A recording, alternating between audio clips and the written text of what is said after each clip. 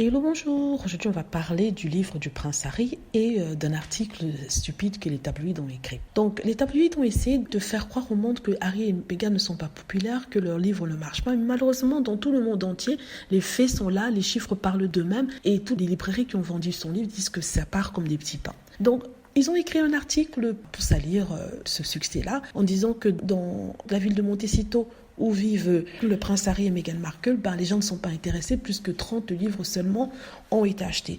Pour eux, c'est signe que oui, les voisins de Harry et Meghan ne sont pas intéressés. Ce qu'ils oublient de rajouter, c'est qu'il y a très peu de personnes qui vont maintenant dans des librairies préférant commander en ligne.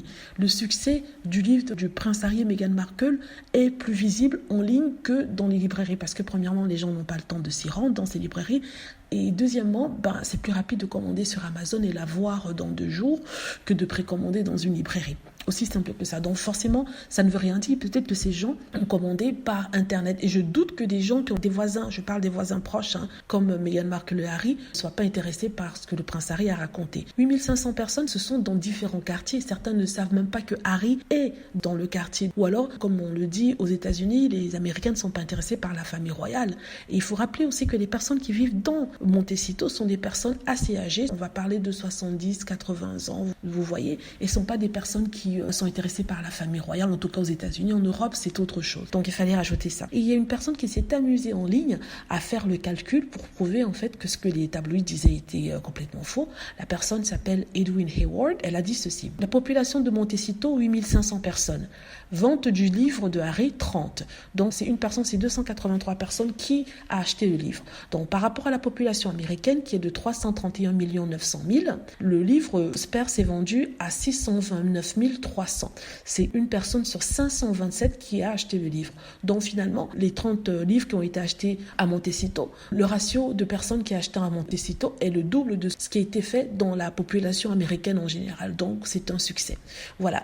En tout cas, ça m'a fait bien rire ce calcul, mais c'est pour montrer la mauvaise foi des journalistes. Il est important de parler de ça. Il est important de montrer la mauvaise foi des journalistes parce que certains me disent, mais pourquoi tu regardes ce que les tabloïds font? Peut-être nous, ça peut ne pas nous intéresser parce qu'on est fan de Meghan Markle, du prince Harry, on connaît comment les tabloïds sont, mais il y a des gens qui ne savent pas la duplicité de ces tabloïds-ci, qui sont encore naïfs par rapport à leurs actes. Donc il faut en parler, il faut faire passer l'info. Ce qui est intéressant sur la rumeur, c'est qu'elle court tout le temps et continue à courir jusqu'à ce que tout le monde y croit. Donc c'est ce qu'il faut faire avec la vérité sur les Sussex. Il faut que cette vérité soit répandue, répétée pour que ça rentre dans l'esprit des gens et que les gens ne soient plus naïfs. Voilà, d'où mon rôle en tant que personne qui répète tout le temps, qui contrecarre toutes les rumeurs de ces tabloïds. Il est important de contrecarrer parce que s'il n'y a pas une vérité alternative, la rumeur des journalistes devient une vérité. C'est pour ça d'ailleurs que le prince Harry a écrit son livre. Et dans son livre, il contrecarre tout ce qui a été dit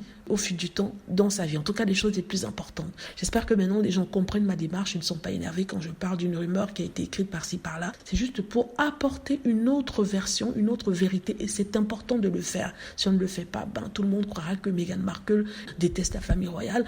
Et ça, ce sont des rumeurs qui sont véhiculées tous les jours par des gens qui sont malhonnêtes et qui ont la haine de Meghan Markle. Voilà, dites-moi ce que vous en pensez. J'espère que vous avez aimé la vidéo.